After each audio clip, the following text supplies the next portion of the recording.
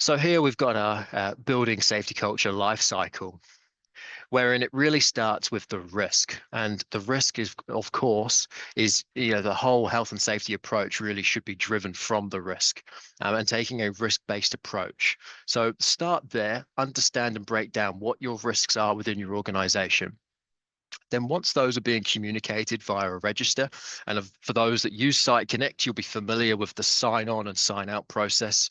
So every time a contractor or a worker signs on using the software, they are actually shown the hazards and risks for that site. And then if we can create a safety observation culture where the crew and contractors are actually observing everything that they see with their eyes that they think maybe is a good thing or maybe a bad thing.